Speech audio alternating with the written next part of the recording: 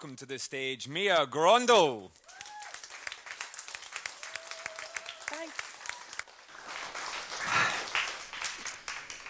Thank you. It's so fun to be here. And I'm going to tell you something about my journey in the world of graffiti and street art.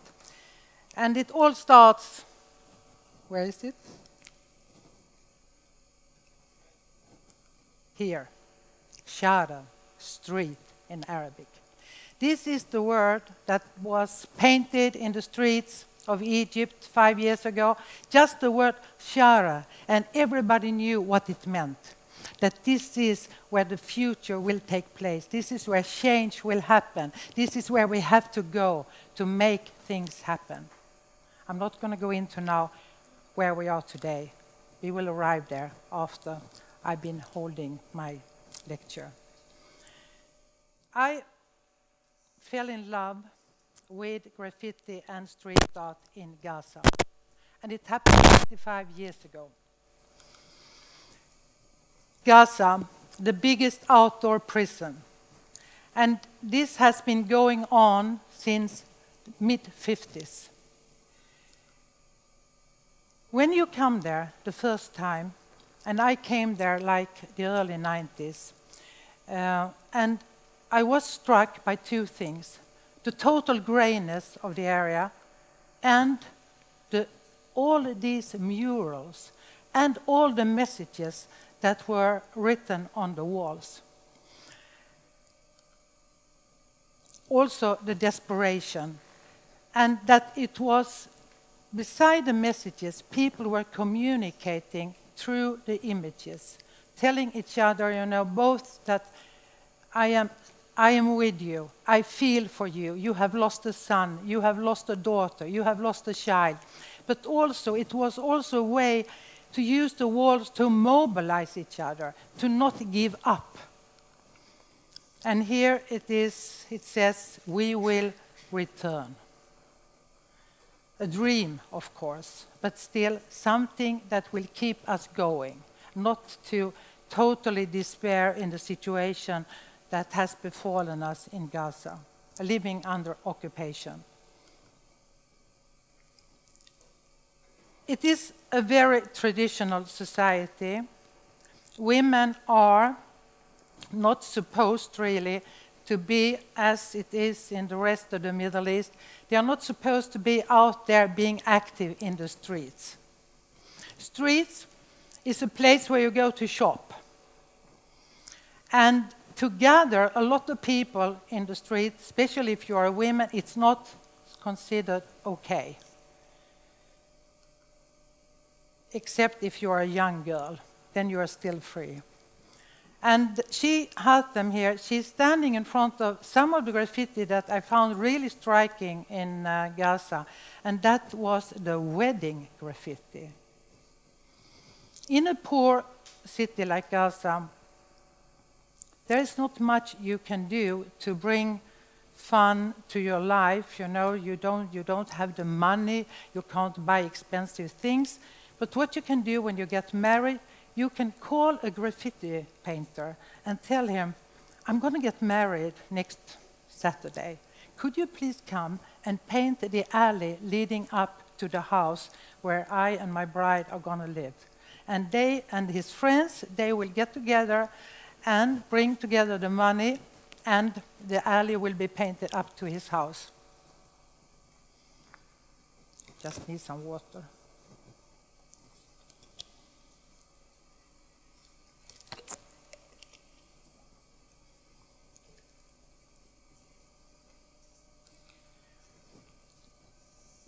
When you, as an artist, challenge the traditional views on things in Gaza,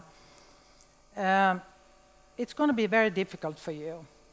If you don't write the messages that have been, you know, already agreed on from the political party, in this case it's Hamas today who decides everything that is permissible on the walls.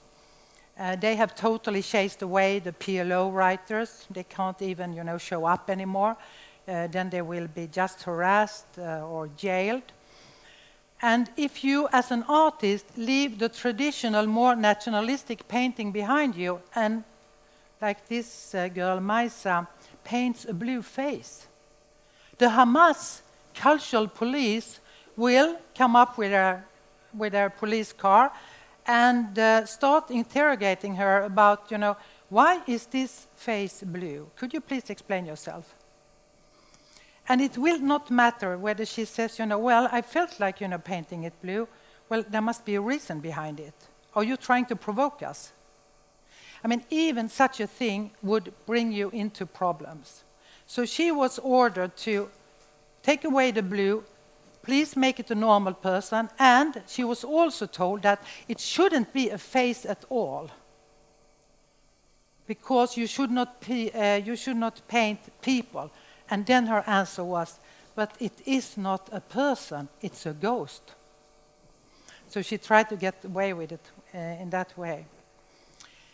I have kept coming back to Gaza. I lived in Jerusalem for 5 years, and I went back and forth to Gaza during this time. Sometimes I stayed there for a month. And I keep coming back there to follow up on what's going on in the Strip. I must say, since I came there the first time in the early 90s, and I did a book called Gaza Graffiti, which is actually on sale here downstairs, what I've been witnessing over these years is a situation that has become extremely difficult. It's always been difficult, but today it is so difficult for everybody in Gaza, and especially if you are also an artist who wants to express yourself freely. It's almost impossible. You can't say anything that is against Hamas. Forget anything that we say anything about freedom that is not connected to freedom from the occupation, but talk about personal freedom, talk about freedom just expressing yourself with human rights, equal rights. It's not possible with Hamas as the ruler in Gaza. I have also seen young graffiti painters who wants to be doing the wild style, the Western wild style. They are today doing this in secrecy in a camp in the center of Gaza. They go there in the evenings and they paint on the walls, and the people, the inhabitants, they protect them. This is not political, but it doesn't help because Hamas doesn't understand it, and when Hamas doesn't understand it, it will not work. So after being a journalist and photographer in Jerusalem for 5 years, I moved to Cairo in 2001. And I lived through that and reported from the dictatorship during Mubarak's time until the revolution happened. And this is actually one of the first pieces that were written at Tahrir Square on the 25th of January in 2011. To me this was, and to all of us in Egypt, what happened, not only that the people did this uprising against the dictatorship, but what happened also that really was startling us was the total explosion of graffiti. There hadn't been, can you imagine, a 20 million big city of people and no graffiti at all? That was the case before the revolution. And then overnight, the whole area around Tahrir Square was totally scribbled with messages. It was like people had just waited to be able to express themselves. And then I really felt the power on the Shara, the street. What you can do when you free yourself. And you take the pen, you take the spray, and you take the paint, and you just say what you want and what you feel, what you dream about. And this fist was painted at Tahrir Square, at the big bureaucracy building, Mogama, and on the fist you can read from right to left, Thara, revolution. I started documenting the graffiti immediately when it came up. I didn't know what this was going to lead to. I was just, you know, really happy and absolutely surprised about what was going on. And after 1.5 years, I had something like 17,000 photos in my archive. And then I decided to make a book about it. But at the same time, when I checked my photos from all over Egypt, among all these 17,000 photos, I could only find 250 that was either painted by women or about women. 250 of 17,000. In the same time, I was approached by the Danish government and their cultural division, and they asked me if I wanted to help them to start up a graffiti project for young Egyptian male, which was interesting. So I heard myself saying, well, why don't we try to find the female graffiti artists instead? And they were very reluctant because they had been working with male hip-hop artists in Palestine, and it was all male they could think of, you know. Anyway, I went through my archives to check out what had been said about women, what kind of portraits or paintings that had been done by women, and I'm going to show you some of them. There were some very interesting examples. This is The Revolutionary Girl, The Superhero by El Tenin.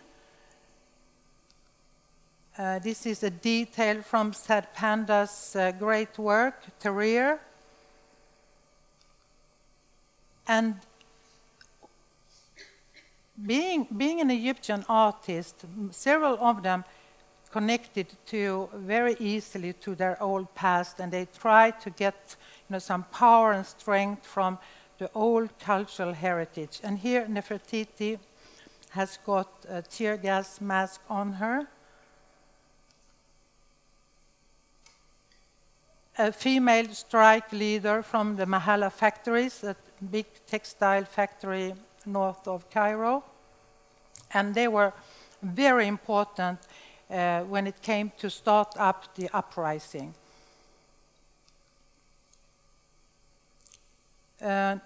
This is a painting from a female group called the Freedom Painters. And they were mainly painting in one middle-class neighborhood called Heliopolis. And as you can see here, the woman is wearing both the Muslim and the Christian symbols. So they were promoting coexistence between the Christian, the Coptic community, and the Muslim. This is a Western influence, and several of the artists came from the graphic design world. They had been working with Western bureaus. And this guy, I think it's Kaiser, he wanted to portray himself as the Egyptian Banksy. The written text says, Sit al-Banat. It means she is the queen of the girls. The revolutionary activist as being the leader, a role model of the society. Women played an enormous, important role during the revolution. And this is part of a long mural at Mohammed Mahmoud Street, where lots of young men and women lost their eyes during one fight with the security forces, where the security forces were aiming at their eyes, shooting at their eyes. And here happened a very interesting interaction between the mural and the audience visiting the street, because the people added their own ideas, their own thoughts, you see on the eye. there was an interaction the whole time. I should say something also about the Egyptian population. 25% can't read and write. So images is very important, more important than the written message. I don't know how much you follow the events in 2011 and 2012, but this was a very important event when during a demonstration a young activist was beaten by the security officers and dragged on the square, so her abaya was, came up and revealed that she was wearing a blue bra. This became a symbol in itself, the blue bra girl. And a very clever graffiti artist, Bahia, she made it so simple. Just the blue bra, and she stenciled it on the walls of Cairo, and everybody knew what it was all about.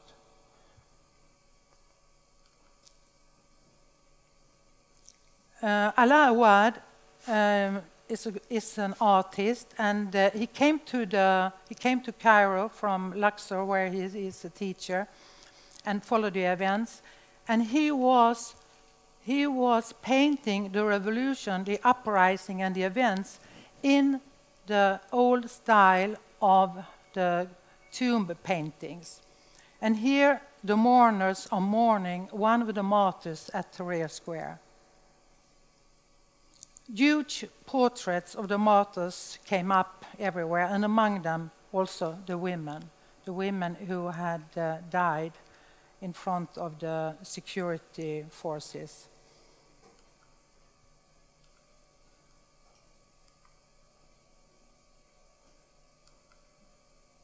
I should say also that the graffiti explosion in Egypt didn't only happen in Cairo, it took place everywhere, in all the cities of Egypt.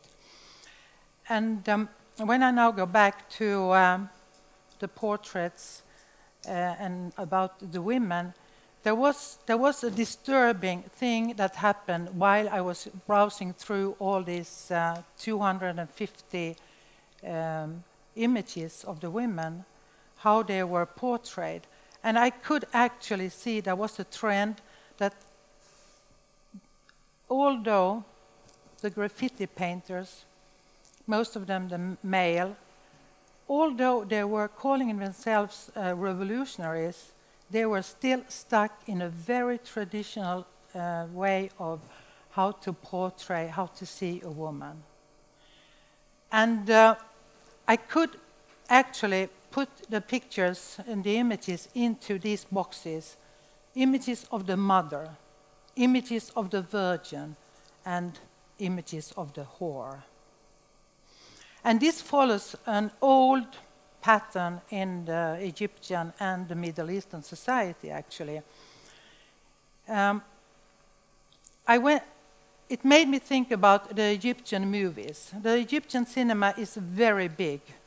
And the graffiti artists, they were borrowing a lot of themes and lots of images from the old golden period in the Egyptian cinema, and that is the 1960s. And the story goes, in most of these Egyptian movies, the story goes, the young Egyptian girl from the countryside, she arrives to Cairo, she's a virgin. And then she's going to do something that's going to either make her a very happy young woman, or she as a virgin, she's going to become a whore. Any sidestep, any relationship that she shouldn't have, anything that would rock her position in the society could either take her into the right direction, where she will get married and become a mother, or where she will fall through the floor and of society and be the whore. And usually the whore is a belly dancer.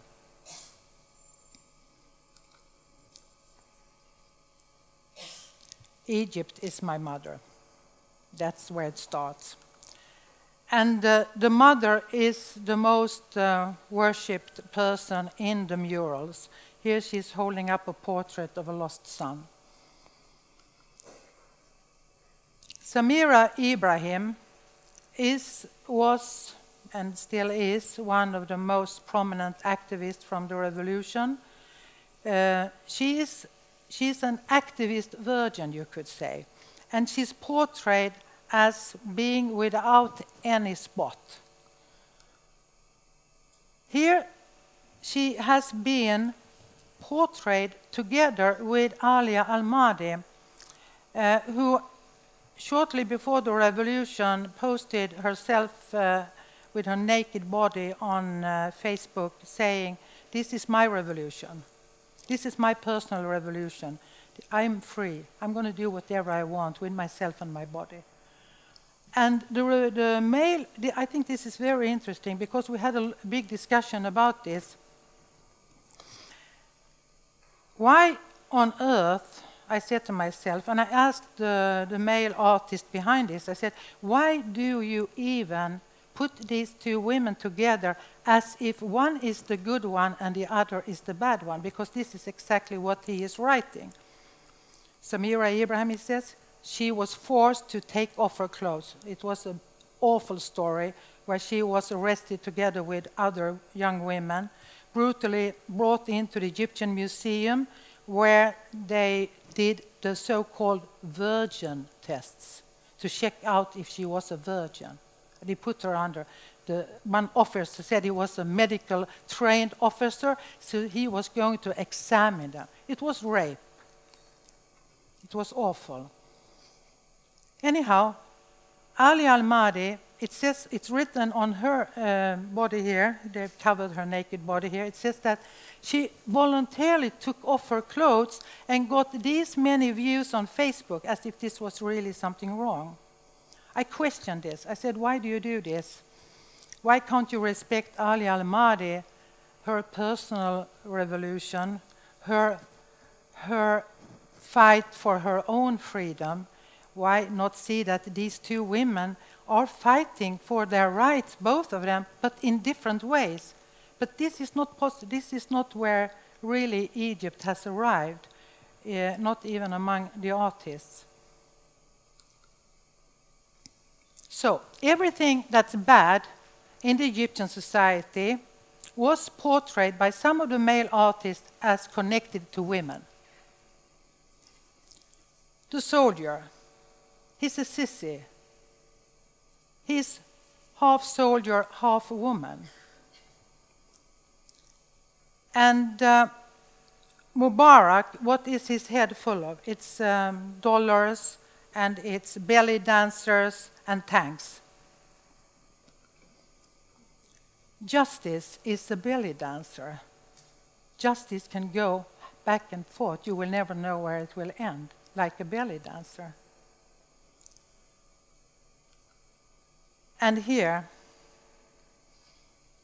fuck SCAF, it says. SCAF is the Supreme Council of the Armed Forces. So fuck SCAF by fucking a woman. Again, this is very disturbing images, especially for the women, the feminists of Egypt, who wants to stand side by side with their male colleagues and fight for freedom and equal rights. But still this is going on, and it's going on among revolutionary activists and revolutionary graffiti painters. So, because of this, we decided to do something about it. And we wanted the female graffiti artists to have their own say. What do they really want to do if they get the freedom to do it? So we got this grant from the Danish government, and we started up WOW. Women on Walls. And in Arabic, it's Ystads Allehanda. Here is Khadija Al-Gawaz. She is studying to become a dentist, and she was painting WOW here in our first project. it was a very free first project. I mean, anybody among the women could come up with any idea how they wanted to express what they had on their mind, what they wanted to do. And we were working in 4 cities in Egypt. We spent a week in every place. We were in Mansoura in the Delta. We were up in Alexandria. We went down to Luxor. And we were in Cairo in 2 venues. And we went into a parking garage. And that was something we repeated later. Here is Hind Khera. She has written, "Get out of my head," which I think is the general feeling among the Egyptian artists and women in general, that the whole society is telling them the whole time how they should be. Do this, do that, be nice, don't talk too loud, respect your father, respect your mother, listen to your brother, and so on and so forth. This goes on every day. And this was the reaction from Redir. She just stretched out her tongue. This was in Mansoura. And it's childish maybe, but it is very, very, you know, I just felt with her, you know, because it's exactly where I think you arrive as a young woman at the end, you know. Just leave me alone. Why did she bring all these fruits into the image? It's because we were painting in Mansoura. Khadir, she came from Mansoura. Mansoura is known to have the most beautiful women in Egypt. And the story goes that this is because Napoleon's army went through Mansoura. So we have all these, you know, fair-haired and fair-skinned young women there. Redir told me that the whole upbringing, people came up to her and she said, they always pinched me in my cheeks and they said, "Oh, you little apricot. Oh, you are my little strawberry." And so this was a general thing going on in Mansoura, that as a young woman you were often compared to some sort of fruit.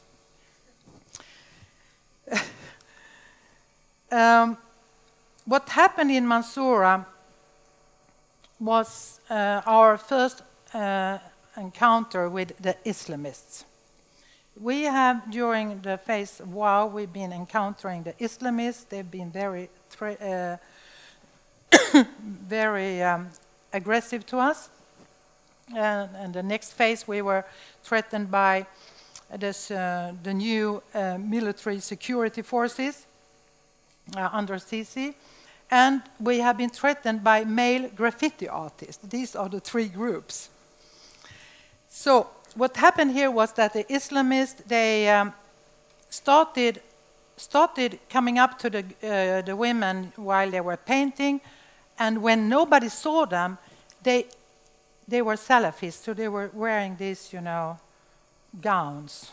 So they just took their gowns up and showed the buttocks to them. And in many ways wanted to intimidate the women while they were painting, you know, showing their private parts. It was really, it was not very funny at all, you know. And then in the evening they came back and threw paint on the walls, which actually added something interesting to the walls, we all thought, you know. So they were actually co-working with us without knowing it. They also, all the words that had been written in this poem, which was talking about love, you know, to stand by each other, all words that had anything about love was taken out by the Islamists. And of course, the faces. In Alexandria, the team working in Alexandria, they made a mural which took its starting point from a novel by Naguib Mahfouz. And it's also a famous movie in Egypt where Amina the big figure in this image, you follow her in the movie. She is this slave, you know, working in the household of the pasha, and she never complains, and she bears really, you know, she holds her up with such a pride, her position, although she is all the time, you know, she is kicked around by the pasha until the, you know, this moment you always long for in a movie, when the downtrodden, they raise up and they say, enough of this shit, pasha. And she says, kefaya. Kefaya being enough. And she has, the painters here, they have, under Amina, they have gathered lots of women here from all kind of fields, from the Egyptian society, historically, and from today, to show the bypasses that we can, and we have played a very important role in our society.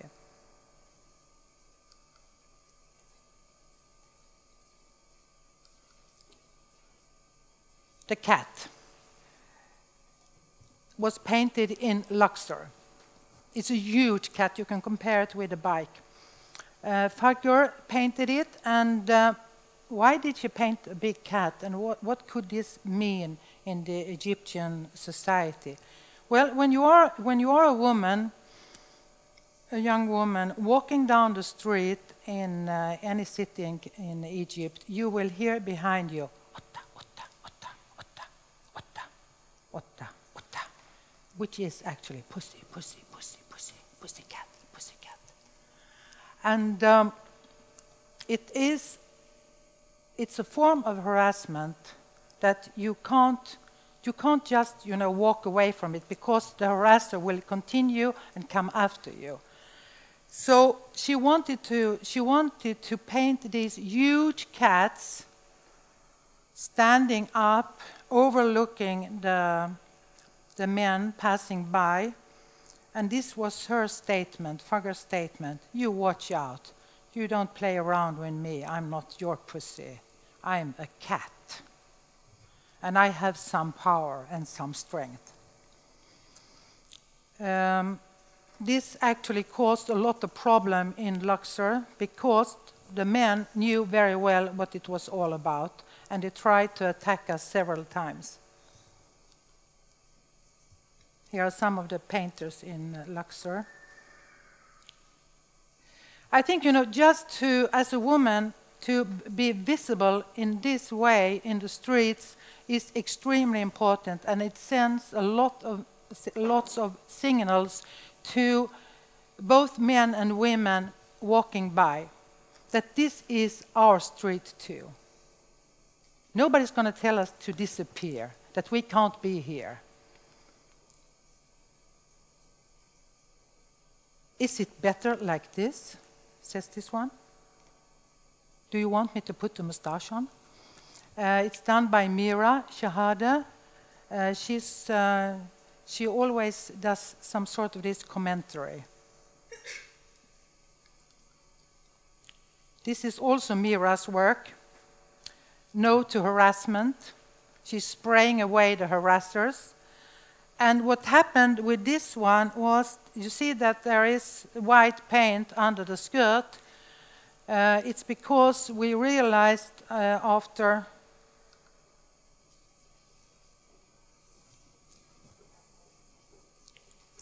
a while that somebody had drawn a long penis under the skirt. Sorry, guys. We need 5 minutes. My laptop just died. Oh. Well, why don't we take the opportunity and ask questions now? That's a good idea. Yeah? Do you have a lot more of your presentation here to go through? There is some left, yes. There is some. I'm going to do a panel discussion with the 3 of you. Okay. I'm going to quick it up.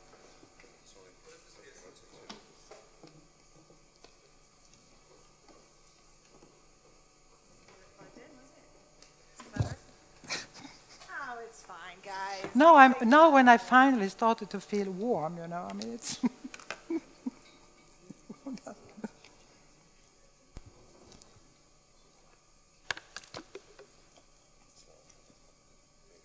Okay, good. So, It wasn't even 5 minutes. That was about 5 excellent, good. So some clever person had painted a big penis under her skirt, which we went out and covered the other day. But these are the things that happens all the time.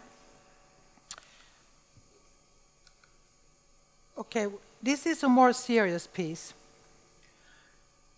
There was one demonstration. I was there and I didn't notice what was happening just next to me because there were so many people at Tahrir Square. But one woman was circled in by 150, 200 men. And nobody heard her screams. And she was raped by a knife. It was gruesome, extremely brutal. And Mira called me and said, I want to make a painting about it. So we went down, and I and some other people, we were protecting her back so she could paint in peace. And she did this one.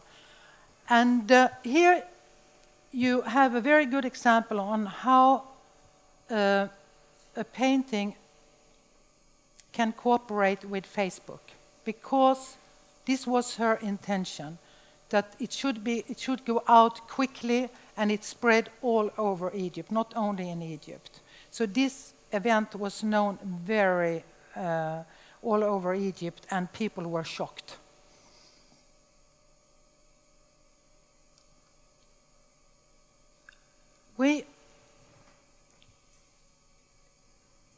This is our next project in Egypt. We decided we wanted to try something different, so we brought in the Swedish graffiti painter Carolina Falkholt. She asked the graffiti painters to write the worst word they had ever heard about themselves in the street. And the reaction among the Egyptian females were, no, no, no, we can't do that, it's so bad. They couldn't even do it.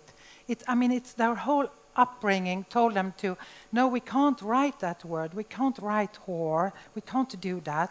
But they said, okay, they said, if I do it very small, so they wrote it very small. But Carolina's idea was that you write the word, you write this awful word that has hurt you, and then you bomb it with paint. You spray it away. You release everything you feel by just covering it with paint. So the whole process here is you write this word that has hurt you a lot, you spray it over with all the paint, all the life, all the color here, the yellow, the red, and the pink, and then you make your statement through the black. This is where you bring in your thoughts by painting in the black over the paint. So this is Khadija, and the calligraphy around it says, you have no right to judge me with your eyes. Don't use your eyes against me to judge me. And this one was inspired by the people who came along the street. They wanted an image of a woman where you could see how she historically had gone from being free to being veiled. And that's Ines who did that. We also painted in a garage. We use parking garages a lot. It's not an easy thing to do because the people who have the garages, they will have to take out the cars the whole time, to make space for the painters. But at the end, you get a gallery that people can visit for a long time. On the hand of the woman says, Horea, freedom. It's there somewhere. Revolutionary, my Guavaria, a female Che Guevara, a dream figure. And this is one of the most interesting pieces from the garage. It's a co-work between Ahmed and his then girlfriend Noor, where she's telling the story. She's really telling a story here, how she, being out there in the street, has been harassed, has heard this Otta, or even worse things. And you have to the right, you have the Pasha in the street, sitting in the cafe, smoking his hubble bubble and commenting freely, Oh, I really would like to see you naked. I really would like, or whatever he's saying. And it's entangling her. She feels she's suffocating from it. She comes home. She takes a bath. She tries to wash it off, and she can't. That's the problem, she says. I can't get rid of it. It stays with me. We have also been in Amman, Jordan, where we were last year and did From Fear to Freedom on huge walls in the center of Amman. Laila Ajawi came from a refugee camp, a Palestinian refugee camp in north of Jordan. And her story was that she had lived in one room with, I think 5, 6 siblings. And the only thing she had been painting on before she came to us was small pieces of paper that she collected in the camp. So she was only used to paint on this size. So the first 3 days, she was just sitting in front of her mural. I said, Laila, you have to start painting now. And she said, well, I'm thinking. Afterwards, she confessed that she was totally paralyzed because she came from this small size, and we had given her this huge wall, which she wasn't really ready for. But she told herself that I'm going to do it. What the heck? It's just make it bigger. And she did it bigger. And now she's really now doing great for herself in Jordan. She's painting all over the place.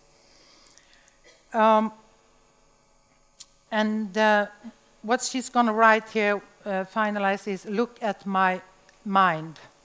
Look at my mind. That's it, look at my mind. Carolina Falkholt, the Swedish artist, she also came to Jordan. And here these two heads are banging each other. It's like a symbolic image of the Middle East. Two men, they can't move because they are just standing there knocking each other's heads. And in between, I don't know if you can see what it is, but there has been all kind of suggestions, and it's free. You can freely think what you think it is, what they are fighting over.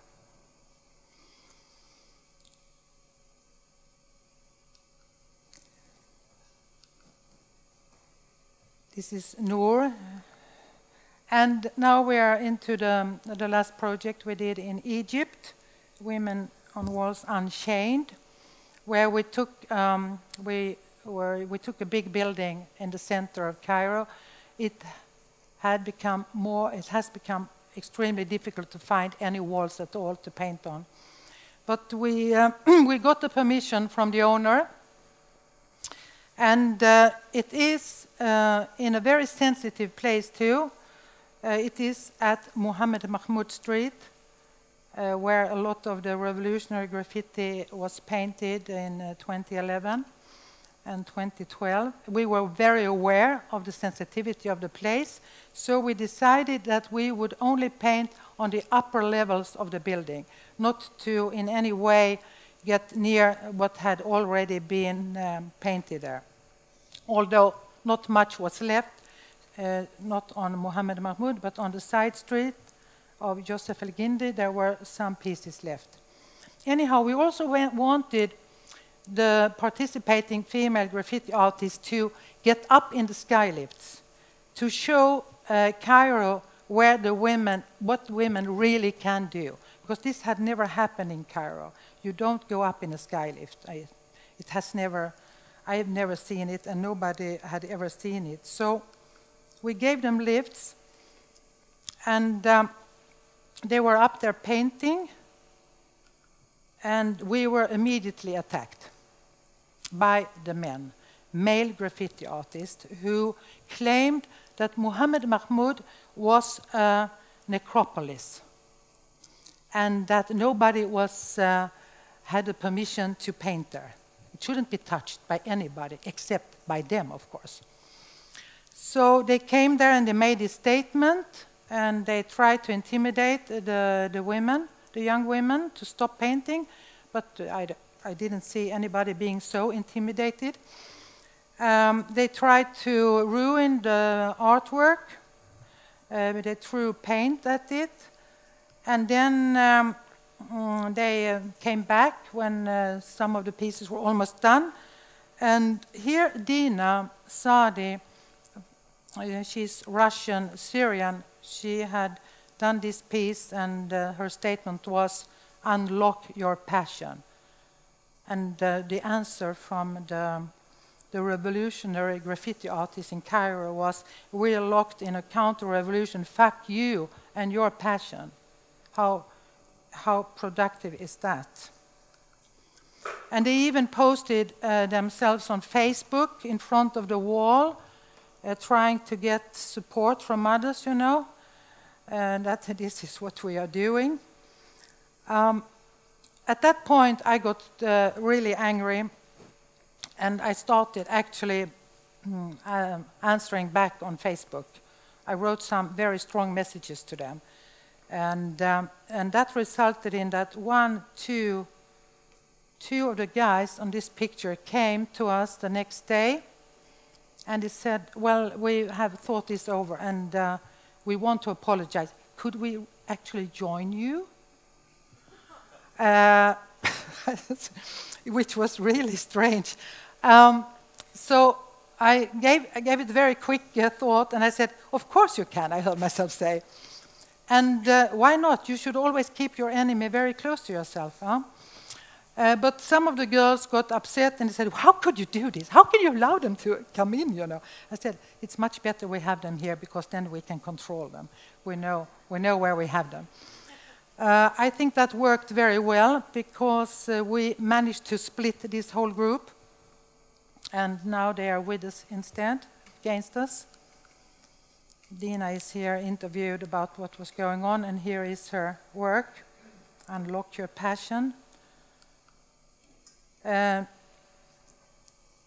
Carolina came and she did a very provocative thing.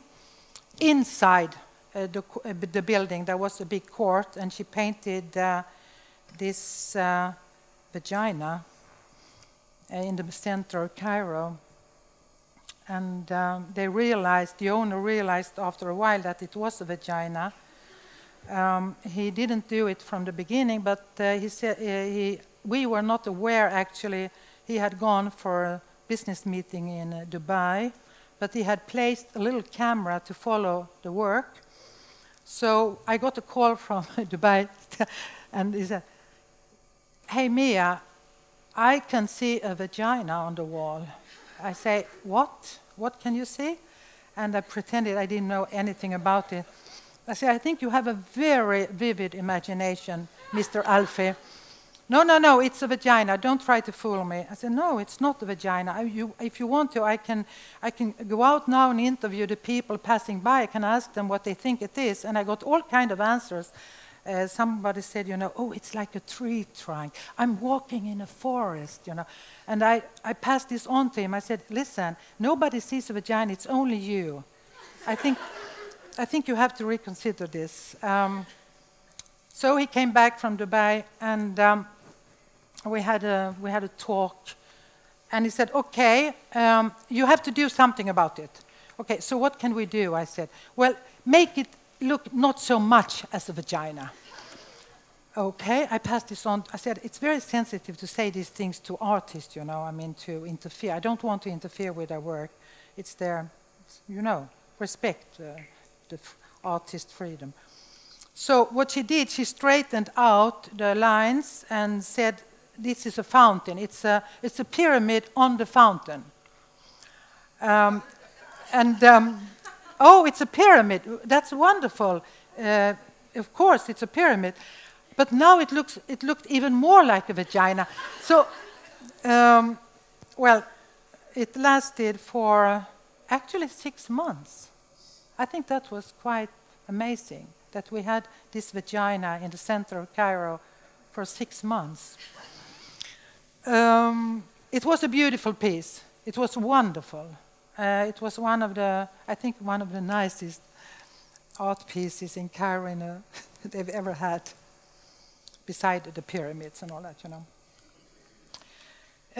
Dirty Minds, this is what Chanel from Cairo is trying to tell the men, that it's all about your dirty minds. That's why you have to cover up your women.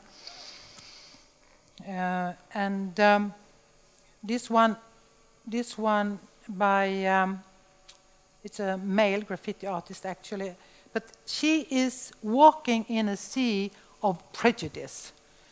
All the words are talking about, you know, that they can't deal with a naked woman. She was naked from the beginning, but we had to bring him up again. We had to bring back the lift and cover her a little bit because the street was furious. Yeah, you have to compromise. And the interesting thing with the graffiti artist that WOW attracts is we have both the very free, the very secular paints with us, but also people like Laila, who is wearing her hijab, who wants to take it step by step. She doesn't want to provoke, she wants instead to empower women. We don't say that one road is better than the other. It's up to the artist to choose how they want to work, what feels best for them, and what is the best way for them to go in the society they are part of. She's from Jordan, she's from a refugee camp. She has to be careful, and everybody has to be careful today. We are all, I'm saying we are all living under dictatorship. And she's trying. She says, "Be your slave," which is very cute. And I think that's the whole thing here. We've heard it before. Be authentic, be honest, be yourself. That's the only way to go. Be true to yourself. And continue to dream. What she's doing here, Laila, is she's releasing. That's how she explained it to me. I'm releasing my own spirit of freedom. And I want people to feel touched by it, to take that with them. And I'm going to leave it there. We all know where the Middle East is today. It's fighting for its life, actually. Everybody is. It's a very dark moment in the history of the Middle East. And the dictatorships, ISIS, and we all know that there is always the people that will be suffering. And the artists are in a very dire situation at the moment. They need all our support in every way we can imagine. Thank you.